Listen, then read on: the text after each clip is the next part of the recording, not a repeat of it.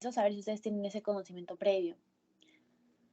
Si es que no lo tienen, lo puedo explicar rápido, cosa que se les hace más sencillo, ¿no? Ay, la grabación, ¿verdad? Muchas gracias por grabar, chicos. Yo, la verdad es que siempre me olvido de ponerme a grabar la asesoría, perdónenme.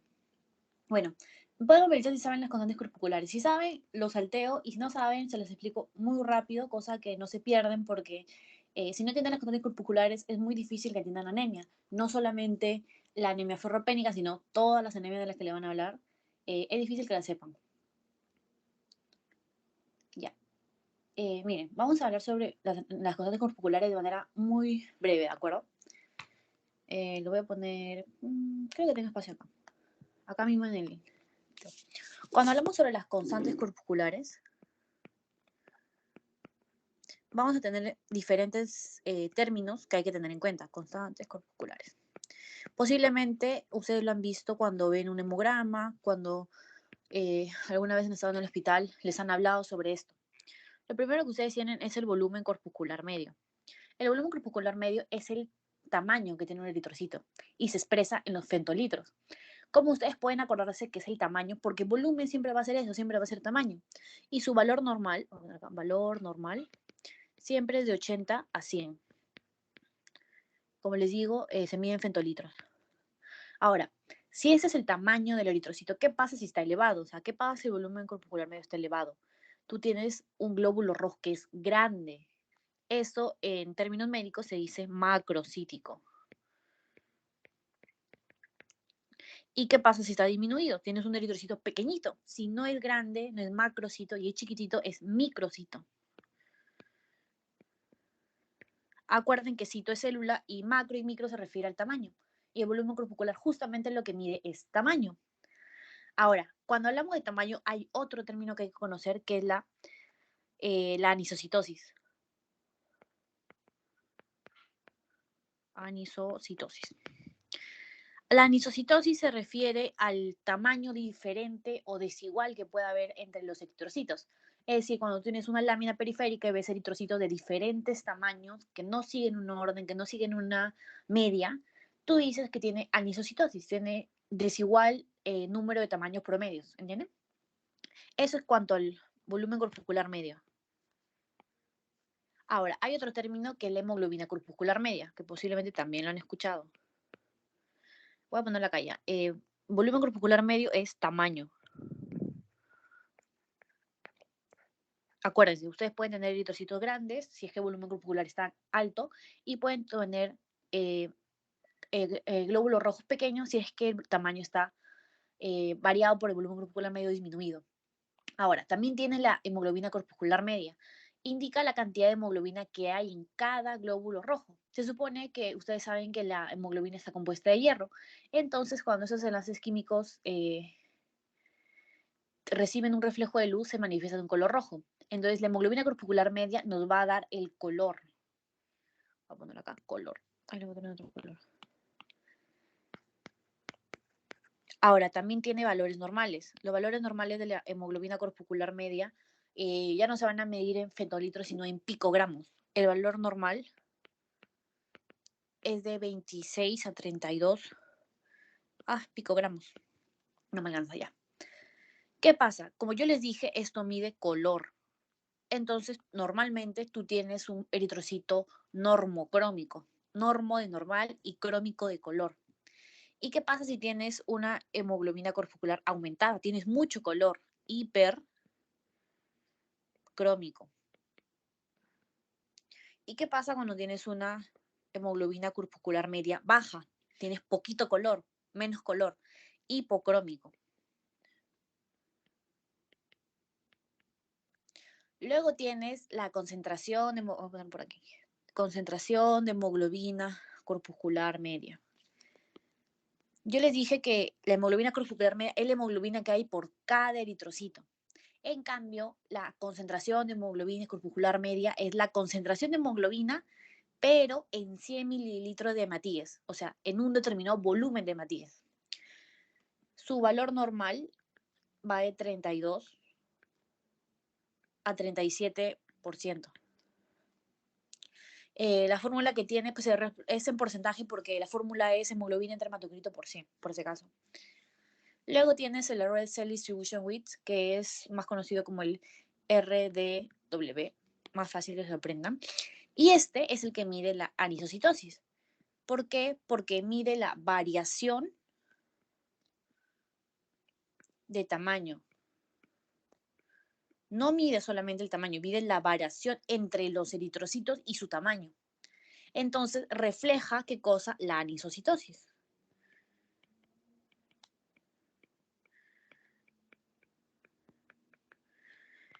Entonces, ¿ustedes cómo pueden tener? Tienen un valor normal de 11.5 a 15%. ¿Qué pasa? Si tú tienes un RDW mayor a 15%, ya estás frente a una anisocitosis. En el examen a veces no les preguntan, no les dicen, paciente que en el hemograma completo se ve anisocitosis o en el frotis de sangre demuestra no te dicen eso, te dicen paciente que tiene un volumen corpuscular medio de 60, una hemoglobina corpuscular media de 20 y un RDW mayor a 15%. Te están diciendo que tienes una hemoglobina, un eritrocito que es microcítico, que es hipocrómico y que hay una anisocitosis. Por eso es importante que ustedes sepan estos términos. Ahora, la anisocitosis se presenta sobre todo en la anemia ferropénica, pero también puede estar presente en la megaloblástica, las talasemias, el hemólisis, neoplasia, VIH, lo que ustedes deseen. Y lo otro es, bueno, este ya no es una constante corpuscular, pero es importante también que lo sepan. Es el índice de producción reticulocitaria. Índice, voy a poner acá, producción de reticulocitos. Ya. Los reticulocitos son la forma joven de un eritrocito. Son hematíes inmaduros, anucleados, pero que tienen algunas organelas citoplasmáticas como la mitocondria, ribosoma, el sistema reticuloendoplasmático. Y este índice de producción de reticulocitos también es conocido como el índice de la producción medular, o sea, te va a indicar cuántos eritrocitos produce la médula ósea. Voy a poner otro color, porque no es parte de los volúmenes corpusculares. Entonces, ¿qué pasa? Los reticulocitos se producen de la médula ósea, abandonan la médula ósea y su maduración se finaliza en la sangre periférica, donde van a persistir más o menos unas 24 horas. Los valores normales de los reticulocitos varían de 35 a 75 microlitros, pero nosotros lo expresamos en un índice, o sea, no es un valor que le voy a dar con rangos como de 80 a 100, va a ser un número, o sea, vamos a tener un punto de corte. El punto de corte, le dicen esto a IPR. El punto de corte es 1, entonces tú tienes 2. IPR mayor a 2 significa que tienes una anemia que tiene una reticulocitosis eficaz, una hematopoiesis eficaz. ¿Qué significa? Que tu médula ósea está ok, funciona, te permite recuperar esos matíes que no tienes. En cambio, ¿qué es lo que pasa si tú tienes tu IPR menor a 2? Es una anemia arregenerativa o hipoproliferativa. ¿Por qué? Porque te está diciendo que el problema es central. Tu médula ósea está mal o el problema es central. Tu médula ósea no puede producir el número suficiente de reticulocitos y por lo tanto no puede producir la cantidad suficiente de hematíes maduros. Es decir, tienes una hematopoiesis ineficaz.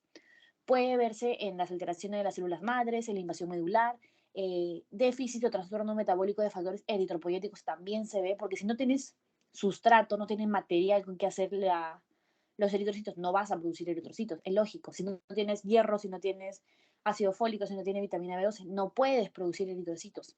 En cambio, las regenerativas, que son acá, se le dice a estas regenerativas, y a estas se les dice por lógica no regenerativas. Entonces tú tienes que la médula ósea en las no regenerativas no puede producir hierro, no puede producir glóbulos rojos, ya sea porque falla la médula ósea como tal, porque tienes invasión medular, puede ser porque te falta sustrato.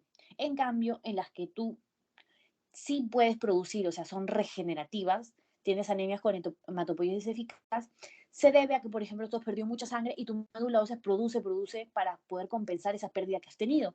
O sea, no tiene una deficiencia para funcionar de esa manera.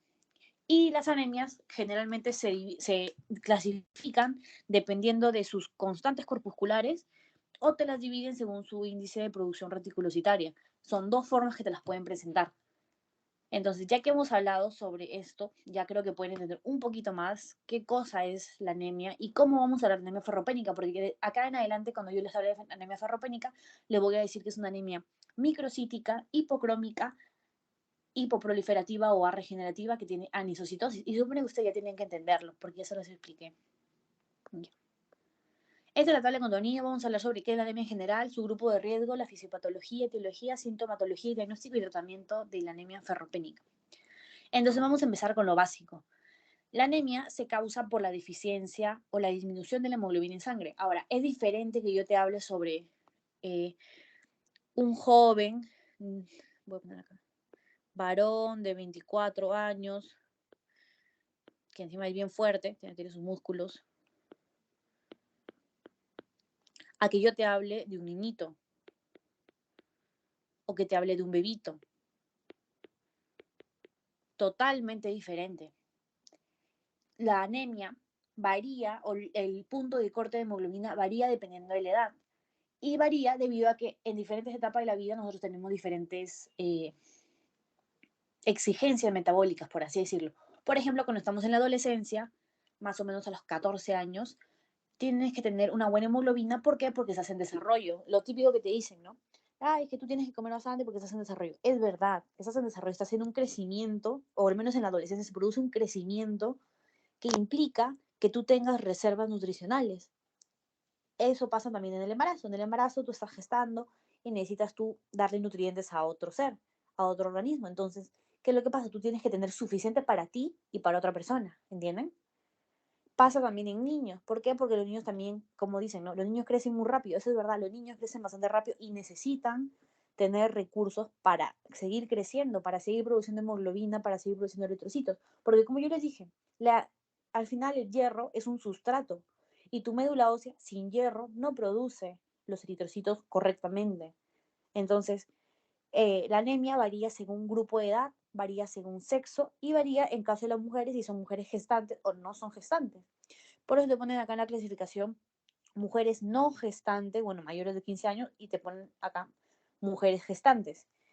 Entonces, la anemia, para empezar, es un problema de salud pública. ¿Por qué? Porque en el Perú se lucha todos los días por erradicar la anemia, especialmente en los niños menores de 5 años, en las mujeres embarazadas, en los adultos mayores y en los adolescentes. Es la anemia carencial más frecuente. Ustedes van a ver que las anemias pueden ser carenciales, pueden ser por pérdidas, pueden ser por enfermedad crónica, pero si yo te hablo de una anemia carencial, estamos hablando necesariamente de que hay una disminución, una falta de un sustrato, que en este caso es el hierro. Por muchos motivos puede haber falta de hierro, pero es la anemia carencial más frecuente por deficiencia de hierro.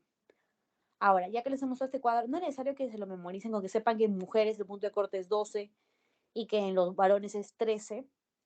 Yo creo que se pueden defender. Mujeres no gestantes 12, mujeres gestantes 11, varones 13. No suelen, yo les recomiendo, no suelen preguntar sobre cuál es el punto de corte de hemoglobina en niños.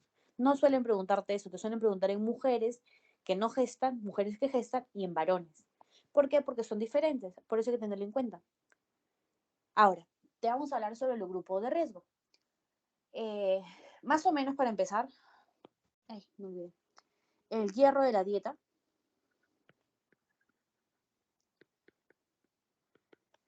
es de 10 a 20 miligramos. Voy a ponerlo acá. Luego tienes que de este hierro que tú consumes, se absorbe 1 a 2 miligramos. Se absorbe esto por día. Ahora, ya que te mencioné eso, entonces hay que tener en cuenta que en ciertos grupos etarios factor principal es la ingesta de hierro, o sea, la dieta. ¿Por qué? Porque, por ejemplo, en un niño menor de 5 años, la anemia que tiene no es, por ejemplo, por una infiltración medular, no es por una neoplasia, una enfermedad crónica. No suelen ser esos los casos de presentación. En niños menores de 5 años, las causas de hierro es déficit en la dieta. No hay dieta, hay mala dieta, los niñitos dependen de esa dieta. En la mujer que menstrua es diferente el caso, porque esa mujer que menstrua puede estar consumiendo hierro. El problema es que cuando menstruas pierdes sangre y por ende tu hemoglobina baja. También es un tipo de anemia por pérdidas que es ferropénica, está dentro de las ferropénicas. Pero no es lo mismo, ¿ves? En este caso la mujer no depende tanto o su principal factor no es la dieta, es la menstruación. En mujeres embarazadas, tú necesitas, en mujeres embarazadas, postparto y adolescentes, ¿qué es lo que pasa? Ustedes necesitan en esta etapa más requerimiento. ¿Por qué? Porque la mujer embarazada está creando otro organismo, el adolescente está creciendo muy rápido, la mujer postparto está dando de lactar. ¿Y qué es lo que pasa? Si tú necesitas más requerimiento, entonces, por ende, necesitarías más consumo de hierro en la dieta. Pero ¿qué pasa si tú sigues consumiendo la misma cantidad o incluso mujeres que no comen, que no les gusta, los adolescentes a veces no les gustan tal cosa, no consume bien tu dieta, tú tienes un alto requerimiento, pero lo que tú le estás dando a tu cuerpo no es suficiente. Entonces, esto es un grupo de riesgo por la eh, vulnerabilidad que tienen los niños de tener una mala dieta, por el problema que tienen las mujeres cuando menstruan y porque son etapas en las cuales hay un alto requerimiento y por ende tendría que haber a su vez un alto consumo, pero no siempre lo hay. Entonces, tú tienes acá requerimiento de hierro. ¿Quiénes requieren más hierro? Primero, como yo les mencioné, los embarazados, los adultos, que son especialmente varones, y también los niños. La ingesta de hierro varía, ¿ves? No es lo mismo un niño de 1 año que tiene que consumir tal cantidad a una embarazada que, miren, tiene que consumir 40 miligramos por día para suplir las necesidades que tiene esa etapa en su vida. Es totalmente diferente. Ahora vamos a hablar sobre la fisiopatología. Es muy importante que sepan que la anemia ferropénica tiene etapas. Es decir, cuando ustedes ven a un pacientito que al inicio le tomas un hemograma y automáticamente sale una anemia hipocrómica microcítica con anisocitosis y tú le haces, tú dices, ya, mi paciente tiene anemia ferropénica. Ahorita no tiene tu paciente no tiene anemia ferropénica, solamente ahorita. Tu paciente con anemia ferropénica ha tenido anemia mucho tiempo, antes incluso de que su hemoglobina disminuya. El problema con el hierro es que primero se gastan, se consumen el almacenamiento de hierro y luego recién baja la hemoglobina. Entonces, si yo ahorita me tomo un hemograma y me sale que tengo anemia ferropénica, mi problema no radica ahora que me estoy haciendo el examen y mi hemoglobina recién ha bajado. Mi problema radica desde antes. ¿Por qué? Porque antes ha habido una depresión en mi almacenamiento de hierro porque el requerimiento que yo tengo supera la ingesta. Entonces, evidentemente, el problema a fondo no se trata solamente en base al examen que tienes ahorita. Entonces tenemos acá etapas. La primera etapa es lo que yo les menciono, es una etapa de depresión del almacenamiento del hierro. Ustedes saben que acá, ¿qué es lo que pasa? Hay un aumento del requerimiento que no se suple o que supera a la ingesta.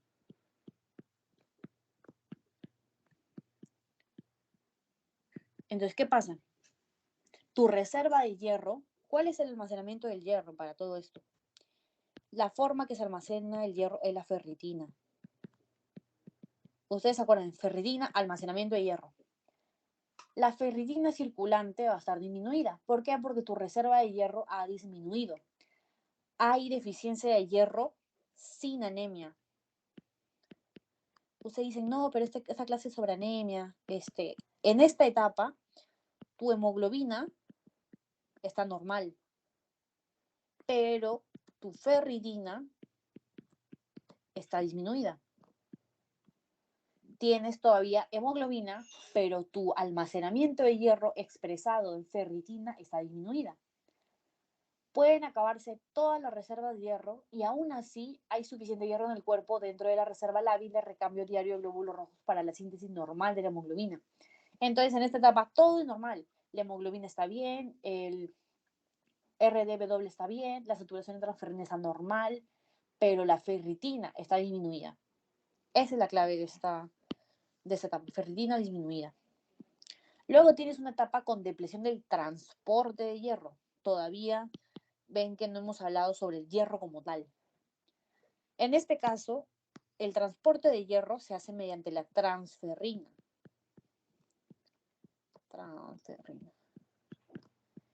Y hay un índice que nosotros usamos que es la saturación de transferrina, o sea, cuánto de estas moléculas de transferrina están ocupadas por hierro. ¿Para qué? Para su almacenamiento. Tú tienes acá que la ferritina está disminuida, la ferritina también está disminuida porque ya veníamos arrastrando eso.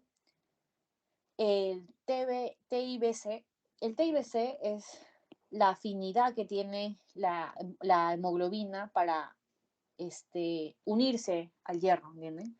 Es lo que pasa que está en aumento porque se supone que si tú necesitas más, por así decirlo, el TIBC aumenta porque tú tienes más afinidad, quieres unirte más, como sea, entonces esto aumenta.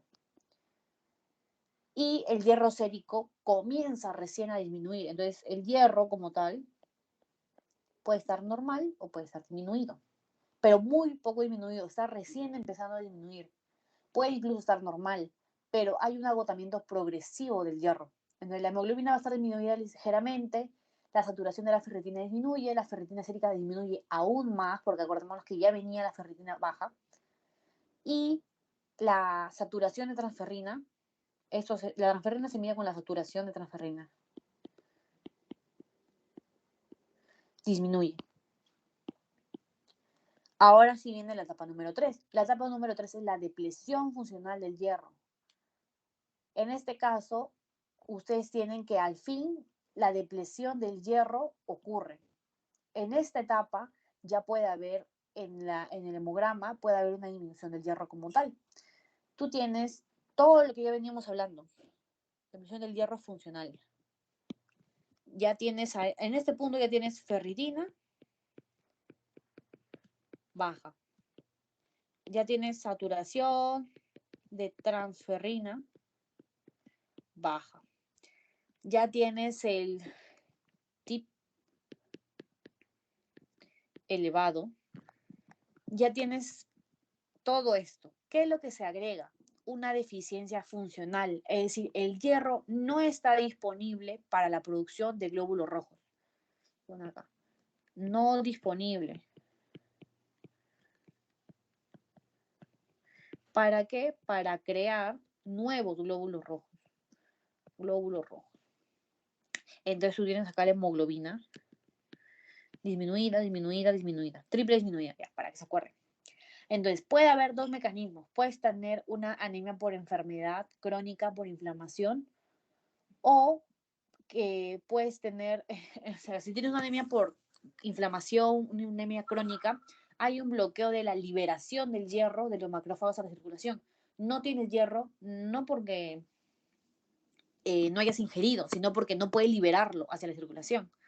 Y luego tienes la otra, que es, por ejemplo, cuando uno usa agentes estimulantes de la eritropoiesis, en este caso hay hierro, pero nuevamente la liberación a la circulación no es suficientemente rápida para soportar el aumento de la tasa eritropoyética. Entonces, en esta etapa ya tienes todo completo. Tienes ferritina baja, saturación de transferrina baja, el TIB alto y la hemoglobina muy disminuida, muy marcadamente disminuida. Y es así como tú tienes las etapas de la anemia ferropánica.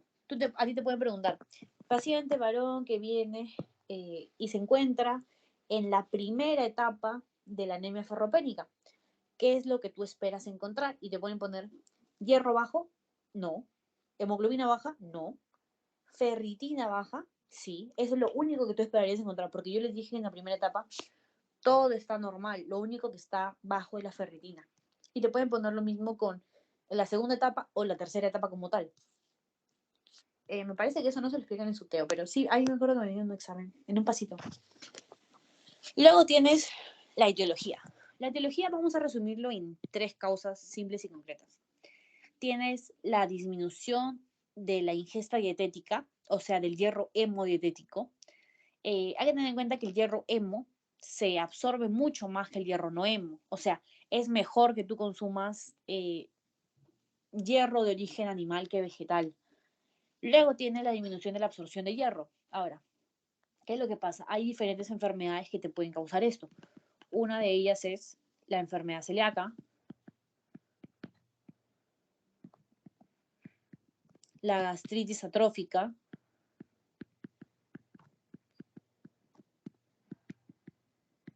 ¿Saben qué te causa la gastritis atrófica? El Helicobacter pylori. Medicamentos antiácidos. Ahora, ¿qué es lo que pasa? El hierro tú lo vas a absorber en el tracto gastrointestinal superior. Vamos a poner acá. Absorción. ¿Dónde se absorbe el pregunta de examen? ¿Dónde se absorbe el hierro? En el duodeno. Te pueden poner duodeno, te pueden poner gas, perdón, tracto gastrointestinal superior. Pero tú te acuerdas, el duodeno. Ahí se absorbe el hierro. Entonces, aquí ocurre la máxima absorción. Entonces, generalmente no ocurre una absorción inadecuada. Es mucho más fácil o mucho más frecuente que haya anemia ferropénica por disminución de la ingesta. Pero sí hay causas de ausencia de la absorción de hierro. Por ejemplo, ¿qué pasa si tienes un pacientito a la que le hacen una duodenectomía? O sea, le cortan el duodeno. ¿Va a absorber hierro? No va a absorber hierro. Es como la pregunta que te hacen siempre de, tienes un paciente que tiene una ileostomía terminal, ¿va a absorber vitamina B12? No va a absorber vitamina B12. ¿Por qué? Porque estos sitios son donde más se absorben. Entonces, si tú le cortas esto, le quitas esta parte del cuerpo, entonces no va a absorber. Ahora, hay otras causas por las cuales no absorbes hierro. Y creo que hay una pregunta del pretest que está relacionado a esto. No te ayudan a absorber hierro. Hay alimentos que no te ayudan a absorber hierro. ¿Cuáles son estos? Lastimosamente está el café, el té, o sea, en realidad los tanatos, los alimentos ricos en calcio. Entonces, yo te puedo decir, en la pregunta que venía del pretest decía, consumir productos pobres y hierro juntos con alimentos que impidan esa absorción. Está bien la pregunta, ¿por qué? Porque yo te estoy diciendo que si tú tienes un alimento pobre en hierro, entonces tú puedes acompañarle un alimento que impida su absorción, porque no estás comiendo algo con la intención de aumentar el hierro. Pero es diferente que yo te diga, cómete tu pan con, no sé cómo se llama esto, sangrecita, un pan con sangrecita y tómate con una taza de café. Un alimento que tiene alto contenido de hierro no lo puedes consumir con un alimento que impida su absorción. No estás cumpliendo su objetivo entonces, porque yo te dije, de por sí consumes 10 miligramos, de eso absorbes uno y encima tú le vas a meter un café que va a impedir esa absorción, que va a ser más dificultoso que se absorba el hierro.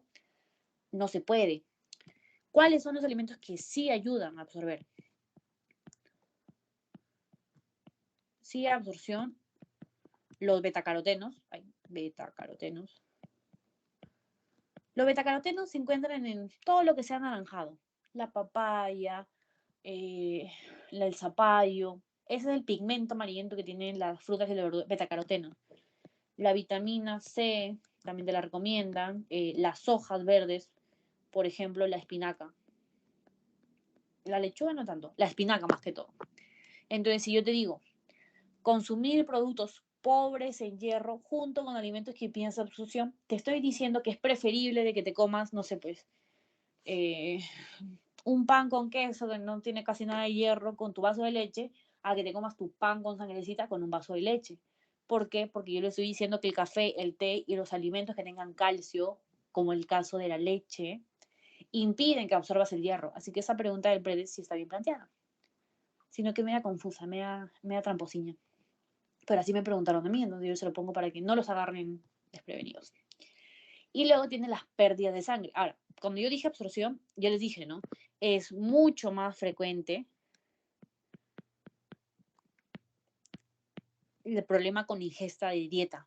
Es más raro que que ocurra una anemia ferropénica por disminución de la absorción, por si acaso. Mucho más raro. Y luego tiene las pérdidas de sangre o hierro. ¿Qué es lo que pasa? Tú puedes tener, ya te les pongo de ejemplo la imagen. Acá viene el sangrado menstrual.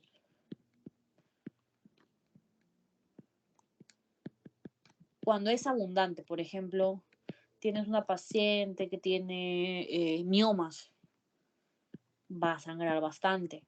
Tienes una paciente que tiene un pólipo uterino, que tiene endometriosis, no sé, va a sangrar bastante. ¿Qué más? Embarazos, lactancia. En este caso el embarazo se considera porque, no porque pierdas como tal, sino que yo dije, hay un aumento del requerimiento, el hierro se lo das a tu bebé y entonces tú no lo absorbes, no lo tomas, tienes una pérdida de hierro, por así decirlo. Tienes, por ejemplo, úlceras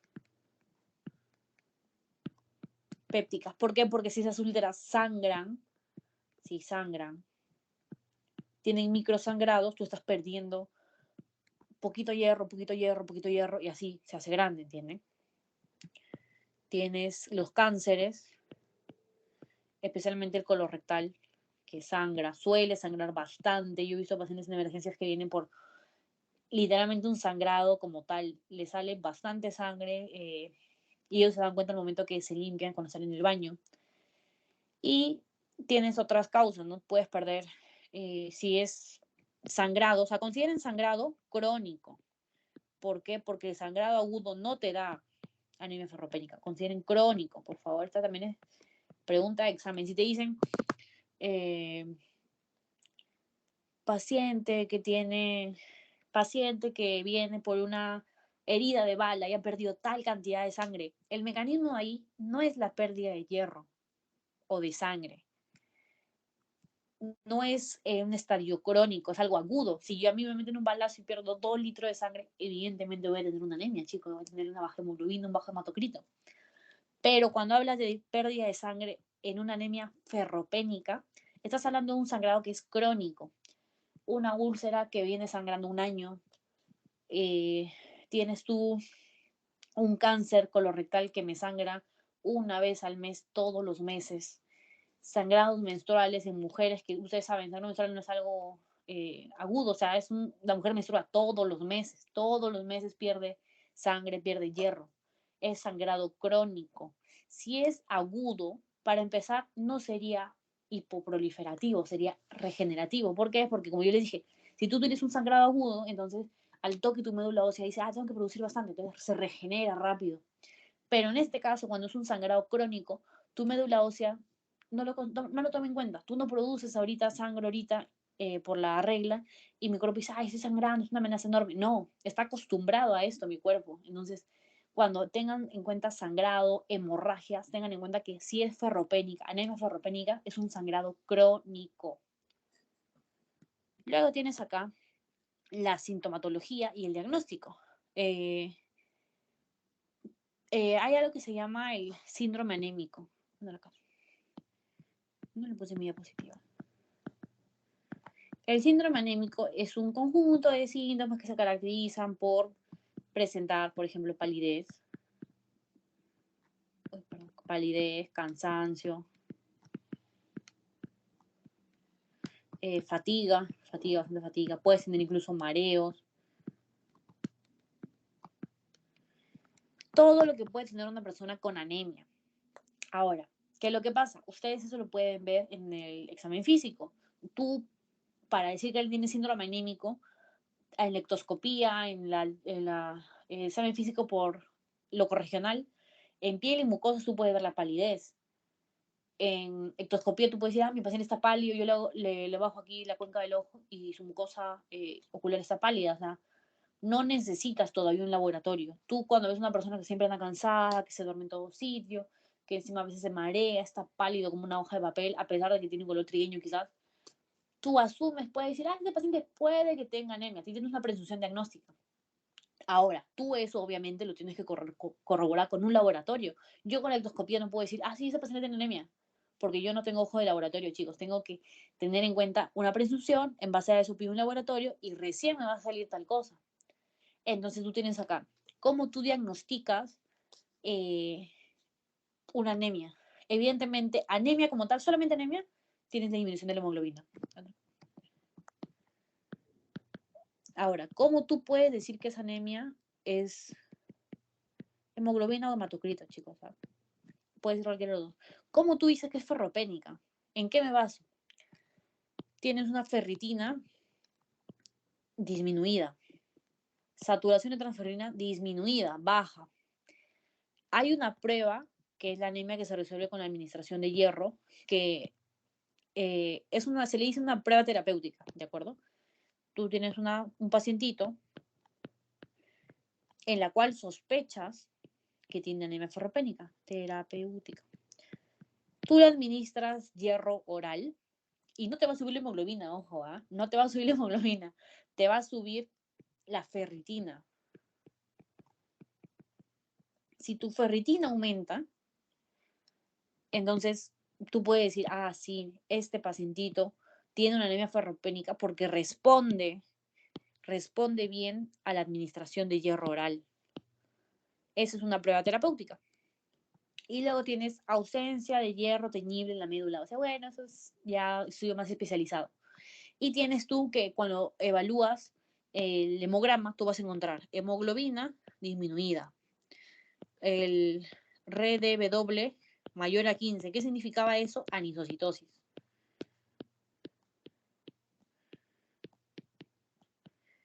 Tienes un volumen corpuscular medio bajo, o sea, es una anemia microcítica, pequeñita. Los glóbulos rojos son pequeñitos, microcítica.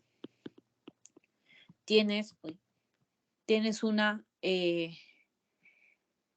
hemoglobina corpuscular media baja. ¿Por qué? Porque es hipocrómica. Si ustedes quieren acordarse, pueden decir, en la anemia ferropénica los glóbulos rojos son pequeños, pálidos y diferentes, todos desiguales. Y tienes un índice de producción reticular o reticulocitos disminuidos, menor a 2. O sea, es hiporregenerativa.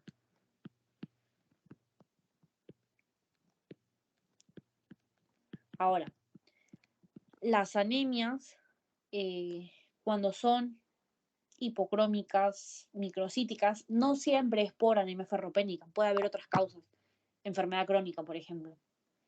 No siempre es por anemia ferropénica, pero lo clásico, lo típico, así pregunta de examen, una anemia hipocrómica, microcítica, con anisocitosis, IPR menor a 2%, tú tienes una anemia ferropénica. Es lo mismo, si tú te dan en un examen una anemia macrocítica, no siempre es por falta de vitamina B12, puede ser por falta de vitamina de ácido fólico. Y si vitamina B12 por falta de vitamina B12 puede ser por 1000 causas, puede ser una anemia perniciosa, puede ser una gastritis atrófica, puede ser un paciente que tenga ausencia de ilion distal, 1000 cosas que pueden causarte eso, pero generalmente preguntan así. ¿Por qué? Porque son los casos típicos, ¿no? Es lo que mayormente vemos en la clínica y es lo que mayormente vemos cuando te hacen preguntas de examen. Entonces, eso es lo que ustedes van a ver. Ahora, si te preguntan qué cosa veo, porque les encanta preguntar también eso, en lámina periférica, o sea, ya no te están preguntando por el hemograma, te están preguntando en lámina periférica, ¿qué ves?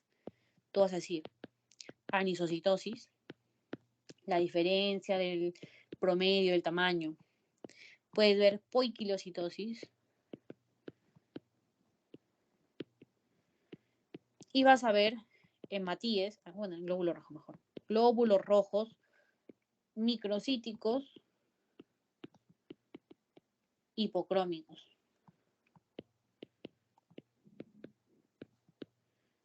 Eso es lo que vas a ver en la lámina periférica. Ya tienes qué vas a ver en el laboratorio, qué vas a ver en tu hemograma y ya tienes lo que vas a ver en la lámina periférica. Ya, vamos a ver. Luego tienes acá el tratamiento. El tratamiento puede basarse en 3 cosas. Los dos primeros son medidas que dependen mucho de cuál es el grado de anemia y cómo es que tú vas a manejarlo. Y la tercera es, como dice acá, ¿no? Es complementario, o sea, eso se da en todos, o sea, tienes un niñito que le vas a dar sulfato ferroso, también tienes que ayudarlo con la dieta. En el caso de... también es etiológico acá. Voy a escribirlo mejor. El tratamiento, también tienes que ver la etiología. ¿Por qué? Porque tú puedes tener una mujer que, como yo les dije, sangra mucho, imagínense, tiene un mioma uterino, que todos los meses la mujer sangra bastante, se le baja la hemoglobina. No importa cuánto sulfato ferroso tú le des, cuánto hierro, incluso puedes darle hierro parenteral, o sea, en casos graves. No va a remitir, no va a cambiar si tú no tratas el mioma uterino. ¿Por qué? Porque tú le das, imagínate, sangró el 10 de mayo. El 20 yo le di su hierro suplemento oral, llevo un mes con los suplementos, o incluso puede ser que yo el 20 le di hierro parenteral. Imagínate. Llega el otro 10 de junio y esa mujer vuelve a sangrar, vuelve a menstruar. Tu tratamiento no ha tenido ni pies ni cabeza porque no estás tratando la causa. Entonces, en los tipos de anemia ferropénica en las que tú tengas una causa, como mujeres perdón, que tienen la menstruación, tú tienes que tratar primero eso. Si tienes, por ejemplo, otros casos en los cuales la causa es netamente dietética, también tienes que ver primero eso. ¿Por qué? Porque tú le puedes dar hierro con suplemento oral, pero ¿qué pasa? A veces pasa, ¿no? No tienen adherencia al tratamiento, ya no compran el hierro, les cae mal, dicen, no, mijito, no quiero tomar hierro. Bueno, entonces, señora, complementalo con la dieta. ¿Por qué? Porque un niño en etapa de desarrollo necesita obligatoriamente una buena cantidad de hierro para que no tenga anemia y para que no tenga, por ejemplo, problemas en los estudios. Entonces tú tienes acá dos tratamientos que se dan para la anemia como tal y luego tienes un tratamiento dietético complementario, o sea, tienes un cambio en el estilo de vida, la introducción de alimentos ricos en hierro en la dieta y en este caso, como yo les dije, el hierro que se encuentra en los animales se absorbe mejor que el hierro de origen vegetal. Entonces tienes primero el hierro oral. El suplemento oral, el de elección, el que siempre se da, es el sulfato ferroso. Se puede administrar al otro, sí, por ejemplo, el gluconato ferroso, pero el más común, el que siempre te preguntan, es el sulfato ferroso. Ahora, el sulfato ferroso se da 30 minutos antes de la comida y la dosis elemental o la dosis típica es 60 miligramos. Ahora, tú puedes complementar, como yo les dije, ¿no? Si tú tomas sulfato ferroso, no te vas a tomar una taza de café después, ¿no? O no te vas a tomar mi pastilla de sulfato ferroso con taza de café. ¿Por qué? Porque yo les dije que el café impide que absorbas hierro. Entonces, tú puedes ayudarte de otras cosas. Por ejemplo, si yo les dije que hay betacarotenos, los betacarotenos se encuentran en las frutas, en las verduras anaranjadas, amarillas, tienes papaya. Yo puedo tomar mi desayuno y puedo tomar mi sulfato ferroso con un jugo de papaya. ¿Por qué? Porque eso me va a ayudar a la absorción. Ahora, los suplementos de hierro oral tienen algunas complicaciones, algunos efectos adversos. Te pueden, por ejemplo, generar irritación gástrica. Te pueden causar estreñimiento.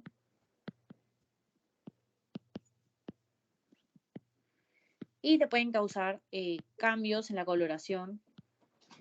Te pueden causar cambios en la coloración de las heces. Son cosas que pasan. Si viene una mamita y te dice, ay, mijito, sus heces están bien oscuras, han cambiado de color, yo no sé por qué está que hace popó así. Señora, ¿su hijo está tomando sulfato ferroso? Sí, es normal. Ahora, el hierro parenteral se da rara vez. Voy a poner acá, raro. Es raro que uno de hierro parenteral. Tiene un efecto más rápido, pero también puede generar efectos adversos. Ahora, ¿a quién le das hierro parenteral? Le das hierro parenteral a quienes no toleran hierro oral o los que pierden de forma constante grandes cantidades de sangre por trastornos capilares o vasculares. Tú puedes poner acá pérdidas, sangre, en gran cantidad, en gran cantidad. Voy a poner gran ya. Tú le puedes dar este tipo de hierro, pero como yo les digo, es raro, es mucho más frecuente que se le des un hierro con suplemento oral. Y luego tiene el tratamiento dietético que es complementario. Ahora, la respuesta al tratamiento tú lo vas a evaluar por determinación serial de la hemoglobina hasta que alcances valores normales de los eritrocitos. La hemoglobina se va a incrementar poco durante 2 semanas, pero tú puedes ver aumento de 0.7 a 1 gramo por semana de los valores de la hemoglobina. Pero como yo les digo, ¿no? La anemia se corrige recién al término del mes. ¿Por qué? Porque la anemia no te va a hacer efecto el sulfato ferroso al toque. Primero tienes que aumentar el hierro sérico. Y también tienes que aumentar las reservas de hierro. O sea, no es suficiente con que tu paciente tenga más hierro sérico. Tiene que tener también un almacenamiento de hierro. Entonces, esa es la clase de hoy día y tienen que tener en cuenta de las etapas. Las etapas de la anemia son muy básicas porque, como yo les dije, eso se puede ver en muchos casos. No siempre un paciente que tiene ahorita una hemoglobina normal es un paciente sin anemia, sin déficit de hierro. Una persona que tiene déficit de hierro al inicio no va a tener la hemoglobina baja, al inicio va a tener la ferritina baja. Y tú tienes que, si tú actúas ahí, por ejemplo, si yo me tomo un dosaje ahorita y veo, mi ferritina está baja, bueno, ¿qué puedo hacer? Puedo empezar con medidas como el tratamiento dietético complementario, puedo empezar dando hierro suplementario. ¿Por qué? Porque yo no quiero esperar a que yo llegue a la hemoglobina baja, anemia, para recién actuar. Es por eso que es importante las etapas de la anemia. Y es importante porque en cada etapa uno puede manejar al paciente de diferente forma. Lo ideal es que no lleguen a la depresión del almacenamiento de hierro con anemia típica que encima te causa síntomas, te causa problemas para estudiar, te causa problemas para leer, para concentrarte, para trabajar, para lo que sea. La anemia es una enfermedad crónica, es una enfermedad que en el caso de ser ferropénica es crónica, por si acaso, es una enfermedad que es un problema de salud pública y que afecta niños, afecta a adolescentes, afecta a mujeres en la etapa reproductiva, afecta a ancianos, entonces es un problema que podemos contrarrestar con medidas simples, porque el tratamiento de hierro dietético, el tratamiento con dieta complementaria es muy básico. No te estoy diciendo que tomes, pucha, 5 pastillas a la semana. O sea, estamos hablando de mejorar nuestros hábitos, mejorar nuestra conducta alimentaria para así evitar ese tipo de trastornos. Ahora, si tienes una etiología aparte, como un miomoterino, tienes problemas menstruales y aparte una mujer que queda embarazada tiene otros requerimientos, son cosas diferentes, pero la anemia ferropénica por deficiencia de hierro en niños pequeños que normalmente dependen de la dieta y la causa de anemia es la dieta, se puede corregir de manera muy sencilla, chicos. Es cosa de que nos informemos y que les enseñemos lo mejor a todos. Yo ya terminé la reunión, chicos. Si tienen alguna pregunta, me la pueden escribir por el chat o me la pueden decir en voz alta, no hay problema. Lo que sí es que no voy a tomar el post-test. Yo vi que tenía 14 respuestas. Solamente voy a tomar captura de pantalla a quienes están en la reunión y ya, con eso voy a considerar el post-test porque ahorita tengo examen, entonces no me da chance de revisar el post-test ahorita. Con respecto a la pregunta que me mencionó un compañerito sobre la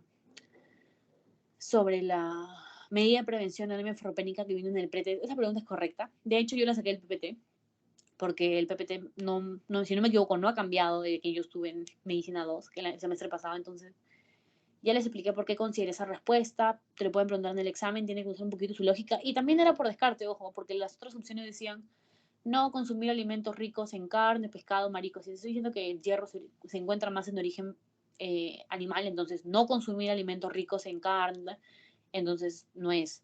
Tomar café o leche cuando consumo hierro mejora la absorción. No, les dije, café y leche empeoran la absorción, entonces tú no lo vas a tomar con tu hierro. Los betacarotenos no ayudan a mejorar la absorción de hierro, lo contrario, los betacarotenos ayudan a mejorar la absorción de hierro. Entonces, por descarte también podían hacerlo. No se preocupen por el post, ya les digo, ¿no? Lo voy a simplemente considerar con las personas que veo que están en la reunión. Y bueno, si tienen alguna pregunta me la pueden hacer llegar. Si puedo, voy a subir la grabación hoy día o más tarde mañana. El tema con el canal de YouTube es que a veces nos piden, o sea, para acceder al canal de YouTube es medio complicado, entonces por eso a veces no se suman las asesorías a tiempo, pero bueno, ya tenemos esta clase, la siguiente semana vamos a tener el resto de hematología y si no me equivoco terminan con, es uro, hemato y uno más es. ¿Qué segmentos tienen? Son 3 segmentos, ¿no es cierto? Yo me acuerdo. Eran, a ver, vamos a ver. La siguiente semana les toca ya, por ejemplo, COVID y impacto hematológico, tienes cáncer, mielomas múltiple, leucemia aguda, policitemia, y ya luego ustedes recién van a entrar al capítulo de enfermedades reumatológicas, ya me acuerdo, reumato, todo lo que es enfermedades autoinmunes, eso le va a tocar al final. Pero por esta clase ya podemos terminar. Me parece que Daniel va a hacer la clase de anemia megaloblástica, entonces ya, con esas dos anemias, de verdad ya tienen varias preguntas porque generalmente viene de eso, no suele venir de insuficiencia medular, no suele venir otras anemias, solamente te suelen preguntar ferropénica y megaloblástica, son las básicas. Entonces, si tienen alguna duda, me escriben, chicos, no duden en escribirme. Y bueno, espero que les vaya muy bien en sus exámenes, en sus pasitos, que estén un poquito más relajados ahora que hemos terminado parciales. Y nada, eso es todo, chicos, por la reunión de hoy día. Muchas gracias.